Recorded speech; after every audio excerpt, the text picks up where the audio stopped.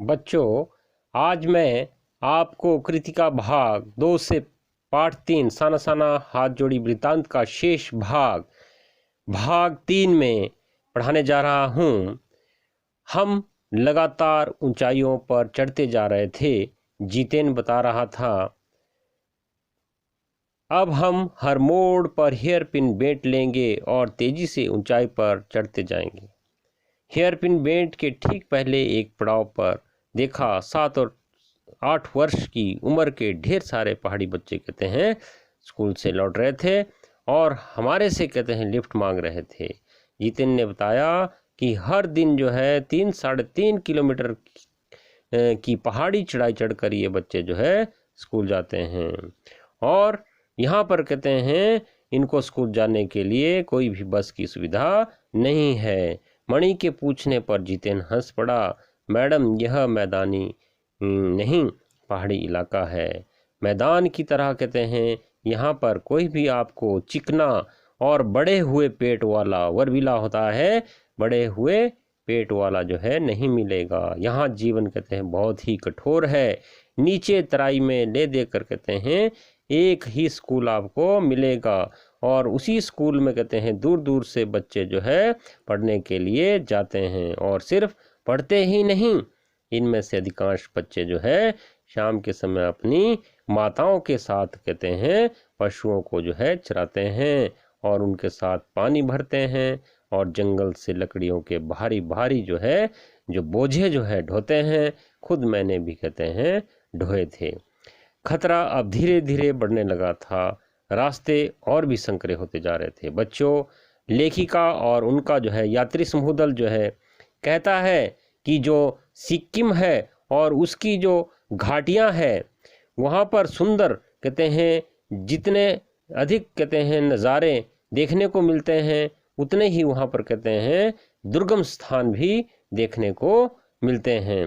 कहते हैं अब जो है खतरा जो है बढ़ने लगा था। जैसे वो आगे बढ़ने लगे तो उनका जो है यात्रा का जो सफ़र है वो भी कहते हैं खतरनाक जो है बनता जा रहा था।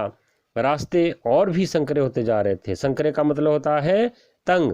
ये जो रास्ते हैं वो तंग होते जा रहे थे और कई बार लगता था कि जैसे रास्तों को जो है इंच टेप से नाप कर एक जीप की तरह, जीप जितना कहते हैं जीप के जितना जो है उसको जो है चौड़ा बनाया गया है। बच्चों, अगर लेखिका कहती है कि अगर थोड़ी सी भी उन रास्तों पर कहते हैं यदि भूल हो जाए, कोई चूक हो जाए तो कहते हैं हमें जो है किसी दुर्घटना का शिकार जो है होना पड़ता है। सामने कहते ही लिखा था, धीरे चलाए, घर में बच्चे आपका इंतजार करते हैं। और जगह जगह पर कहते हैं सामने कहते हैं ये लिखा हुआ था कि गाड़ी जो है धीरे चलाएं, अन्यथा जो है आपको जो है दुर्घटना का कहते हैं शिकार होना पड़ेगा और घर में जो है आपके बच्चे जो है इंतजार कर रहे हैं। बच्चों, लेखिका और उनका यात्री समूह दल जैसे जैसे आगे बढ़ा उन्हें लगा कि कुछ दूरी पर और चेतावनी जो है वो लिखी हुई थी, we care man inter around, पर हमें नरभक्षी जानवर नहीं, दूध देने वाले याक दिखे। काले काले ढेर सारे याक, पहाड़ों पर गिरती बर्फ से प्राकृतिक ढंग से रक्षा करने वाले घने घने पालों वाले याक। लेखिका और उनके यात्री समूह दल को कहते हैं जो है आगे चलकर जो है पहाड़ों पर गिरती बर्फ से प्राकृतिक ढंग से रक्षा करने वाले घने घने सुंदर कहते हैं बालों वाले याक जो है दिखाई दिए, जो कहते हैं दूध देते हैं और वे नरभक्षी नहीं है, मनुष्य को कहते हैं मारने वाले जो है नहीं है। सूरज ढलने लगा था। हमने देखा कुछ पहाड़ी औरतें गायों को चराकर वापस लौट रही थी। कुछ के सिर पर कहते हैं लकड़ियों के भारी भरकम गट्ठर थे, अर्थात बोझे थे। ऊपर आसमान फिर धुंध और बादलों से घिरा हुआ था, ढका हुआ था। उतरती संध्या में जीप अब चाय के बागानों से गुजर रही थी कि फिर एक दृश्य ने मुझे खींचा। नीचे चाय के हरे भरे बगानों में कई युवतियां बोकू पहने, बोकू होता है सिक्किम का परिधान, सिक्किमी परिधान, चाय की पत्तियां तोड़ रही थी। नदी की तरह उफान लेता उनका यौवन और श्रम से दमकता गुलाबी चेहरा। एक युवती ने चटक लाल रंग का बोकू बोकू होता है सिकमी परिधान पहन रखा था। सघन हरियाली के बीच चटक लाल रंग डूबते सूरज की स्वर्णिम और सात्विक आभा होता है सत्व गुण संपन्न। आभा में सुंदरता में कुछ इस कदर कहते हैं इंद्रधनुषी छटा बिखेर रहा था कि मंत्रमुग्ध सी जड़वत सी, मंत्रमुग्ध होता है जड़वत सी मैं चीख पड़ी थी। इतना अधिक सौंदर्य मेरे लिए असह्य था। असह्य होता है असहनीय, जिसको सहन ना कर सके। बच्चों, आगे लेखिका कहती है कि युमथांग पहुंचने के लिए जो है हमें रात भर लायुंग में पड़ाव लेना था। गगनचुंबी आकाश को छूने वाले पहाड़ों के किनारे में सांस लेती एक नन्ही सी शांत बस्ती लायुंग कहते हैं बसी हुई थी। सारी दौड़ धूप से दूर जिंदगी जहां निश्चित सो रही थी, कहते हैं उसी कहते हैं लायुंग में हम ठहरे थे। तीस्ता नदी के तीर किनारे पर बसे लकड़ी के एक छोटे से घर में मुंह हाथ धोकर मैं तुरंत ही तीस्ता नदी के किनारे बिखरे पत्थरों पर बैठ गई थी। सामने बहुत ऊपर से बहता झरना नीचे कल कल बहती तीस्ता में मिल रहा था। मध्यम मध्यम मध्यम मध्यम होता है धीमी हल्की हवा बह रही थी। पेड़ पौधे झूम रहे थे, उस हवा में पेड़ पौधे झूम रहे थे। गहरे बादलों की परत ने चांद को ढक रखा था। बच्चों, जो आसमान में कहते हैं गहरे जो काले काले बादल जो है छाए हुए थे, उन्होंने चांद को भी कहते ढक रखा था। बाहर परिंदे होता है जो हमारे पक्षी होते हैं, और लोग अपने घरों को लौट रहे थे, वापस आ रहे थे। वातावरण में अद्भुत शांति थी। मंदिर की घंटियों सी घुंघरुओं की झुनाहट सी। बच्चों, लेखक कहती है कि मेरी आंखें अचानक भर आई। ज्ञान का नन्हा सा बोधिसत्वता है बौद्ध धर्म को प्राप्त करने की जिज्ञासा जैसे मेरे अंदर जो है वो उगने लगी। वहीं सुख शांति और सुकून है जहाँ अखंडित संपूर्णता है। सुख शांति और सुकून होता है कहते हैं चैन संतुष्टि, और अखंडित संपूर्णता है। पेड़ पौधे पशु और आदमी सब अपने अपनी कहते हैं लय ताल और गति में है। हमारी पीढ़ी ने प्रकृति की इस लय ताल और गति से खिलवाड़ कर अक्षम्य, जिसको क्षमा कहते हैं योग्य ना हो, जो जिसको क्षमा ना किया जा सके, कहते हैं ऐसा अपराध किया है। हिमालय अब मेरे लिए कविता ही नहीं दर्शन जो है बन गया था। लेखिका कहती है हमारी पीढ़ी ने प्रकृति की इस लय ताल और गति से कहते हैं खिलवाड़ कर कहते हैं अक्षम्य अपराध किया है। अक्षम्य का अर्थ होता है जो क्षमा ना करने योग्य हो। हिमालय अब मेरे लिए कविता ही नहीं दर्शन बन गया था। लेखिका अंधेरा होने के पहले ही किसी प्रकार डगमगाती शिलाओं और पत्थरों से होकर तीस्ता नदी की धार तक पहुंची। बहते पानी को अपनी अंजुली में भरा तो अतीत होता है बीता हुआ, भीतर धड़कने लगा। स्मृति होता है याद में। कौंधा मैंने विचार आया। हमारे यहाँ जल को हाथ में लेकर संकल्प किया जाता है। क्या संकल्प करूं? पर मैं संकल्प की स्थिति में नहीं थी। भीतर थी एक प्रार्थना, एक कमजोर व्यक्ति की प्रार्थना। भीतर का सारा हलाहल होता है बच्चों विष। सारी तामसिकताएं होती है, कुटिलताएं बह जाएं इसी बहती धारा में। रात धीरे धीरे गहराने लगी। हिमालय ने काला कंबल ओढ़ लिया था। जितेन ने लकड़ी के बने खिलौने से उस छोटे से गेस्ट हाउस में गाने की तेज धुन पर जब अपने संगी साथियों के साथ नाचना शुरू किया तो देखते देखते एक आदिम रात्रि की महक से परियों की कहानी सी मोहक वह रात महक उठी। मस्ती और मादकता का ऐसा संक्रमण होता है मिलन हुआ कि एक एक कर हम सभी सैलानी गोल गोल घेरा बनाकर नाचने लगे। मेरी 50 वर्षीय सहेली मणि ने कुमारियों को भी मात करते हुए वो जानदार नृत्य प्रस्तुत किया कि हम सब अवाक खामोश उसे ही देखते रह गए। कितना आनंद भरा था उसके भीतर, कहाँ से आता था इतना आनंद। लेखिका कहती है कि लाइयों की सुबह बेहद शांत और बहुत सुंदर थी। तीस्ता नदी की शांत धारा के समान कहते हैं कलकल करती हुई मानो बहती हुई प्रतीत हो रही थी।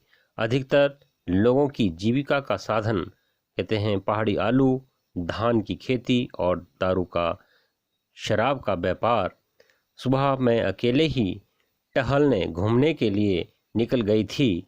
मैंने उम्मीद की थी कि वहाँ मुझे बर्फ़ मिलेगी।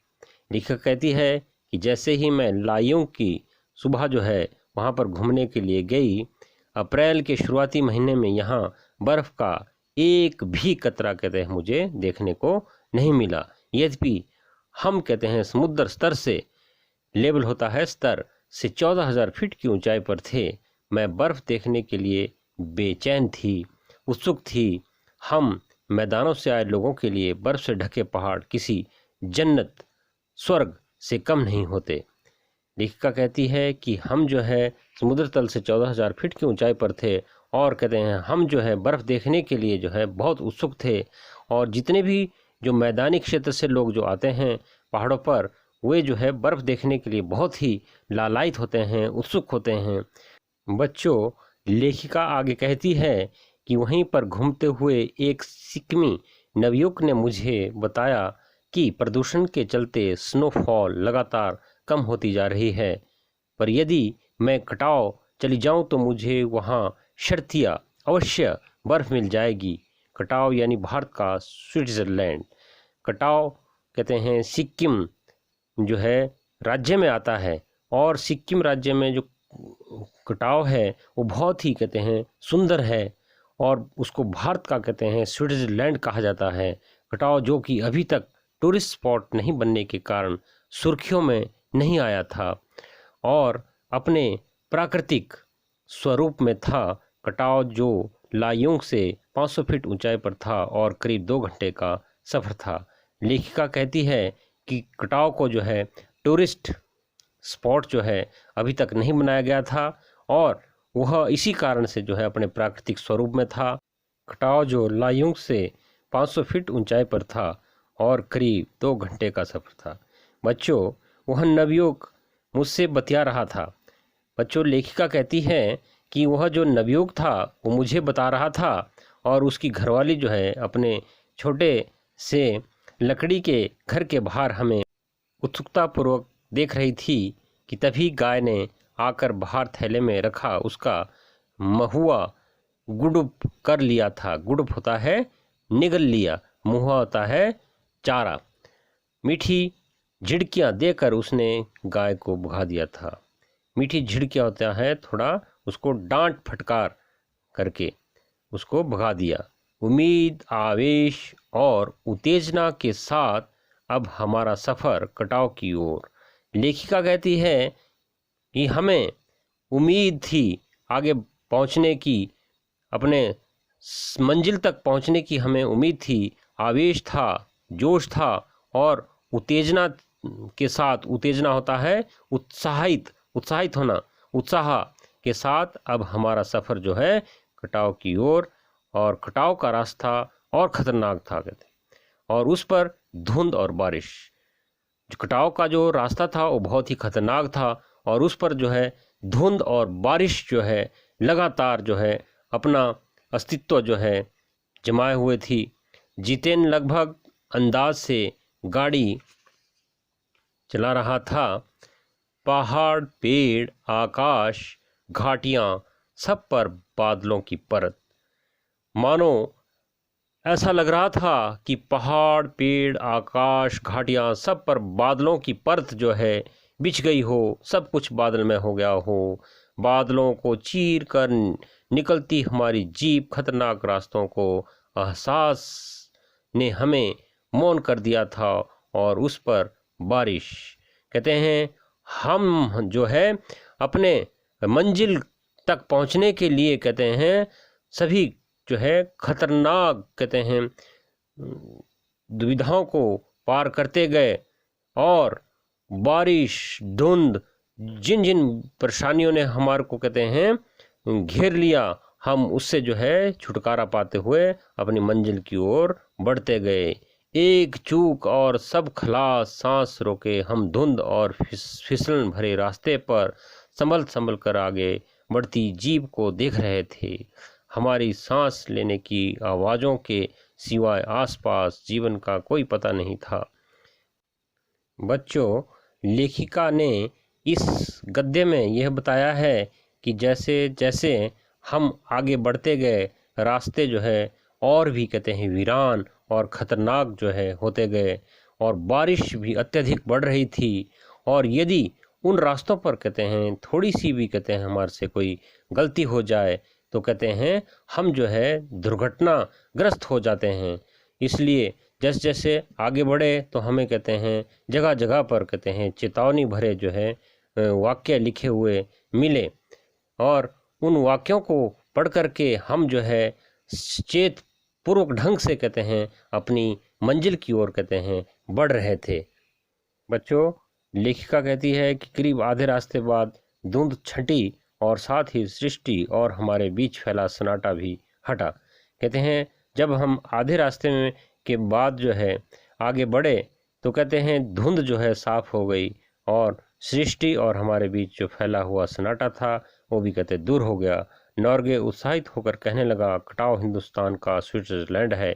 मेरी सहेली मणि स्विट्जरलैंड घूम आई थी। उसने तुरंत प्रतिवाद होता है विरोध करना, प्रतिवाद किया, नहीं, स्विट्जरलैंड भी इतनी ऊंचाई पर नहीं है और ना ही इतना सुंदर है। बच्चों, लेखिका और उनके यात्री समूह दल के सदस्य कटाव के करीब आ रहे थे, क्योंकि दूर से ही बर्फ से ढके पहाड़ दिखने लगे। पास में जो पर्वत थे वे आधे हरे काले दिख रहे थे, और उन्हें लग रहा था जैसे किसी ने इन पहाड़ों पर पाउडर छिड़क दिया हो। कहीं पाउडर बची रह गई हो और कहीं वह धूप में बह गई हो। नॉर्गे ने उत्तेजित होकर कहा, उत्तेजित होता है उत्साहित होकर कहा, देखिए एकदम ताज़ा बर्फ़ है, लगता है रात में गिरी है यह बर्फ़। थोड़ा और आगे बढ़ने पर अब हमें पूरी तरह बर्फ़ से ढके पहाड़ दिख रहे थे, साबुन के झाग की तरह सब ओर गिरी हुई बर्फ़। मैं जीप की खिड़की से मुंडी होता है सिर निकाल कर दूर दूर तक देख रही थी चांदी से चमकते पहाड़। एकाएक अचानक जितेन ने पूछा, कैसा लग रहा है? मैंने जवाब दिया, राम रोछो। रोछो होता है अच्छा। और वह उछल पड़ा, अरे यह नेपाली बोली कहाँ से सीखी? अपनी भाषा के गर्व से उसकी आंखें चमक उठी। लेखिका की जब इस तरह की नेपाली भाषा को कहते हैं नॉर्गे ने सुना तो वह कहते हैं उछल पड़ा कि ये भाषा जो है आपने कहाँ से सीखी है, और उसकी आंखें जो है चमक उठी, चेहरा इतराने लगा, और तभी किसी चमत्कार की तरह हल्की हल्की बर्फ एकदम महीन महीन मोती की तरह गिरने लगी। तिमरो माया सेंधे मलाई स्ताउच, तुम्हारा कहते प्यार मुझे सदैव रुलाता है। चहूँ का मतलब था चारों ओर बिखरी यह बर्फीली सुंदरता जितेन के मन पर भी थाप लगाने लगी थी। बच्चों, प्रेम की झील में तैरते हुए झुम गाने लगा था वह। हम सभी सैलानी अब जीप से उतरकर बर्फ पर कूदने लगे थे। यहाँ बर्फ सर्वाधिक थी, सर्वाधिक होता है बहुत ज़्यादा, घुटनों तक नरम नरम बर्फ कहते हैं। ऊपर आसमान और बर्फ से ढके पहाड़ एक हो रहे थे। कई सैलानी बर्फ पर लेटकर हर लम्हे होता है क्षण की रंगत को कैमरे में कैद करने लगे थे। कहते हैं जो सैलानी थे, पर्यटक थे, वो कहते हैं जो बर्फ से ढके हुए पहाड़ थे और वहाँ का जो मनोरम दृश्य था उसको कहते हैं हर क्षण को जो है अपनी कहते हैं कैमरे में जो है वो कैद कर रहे थे।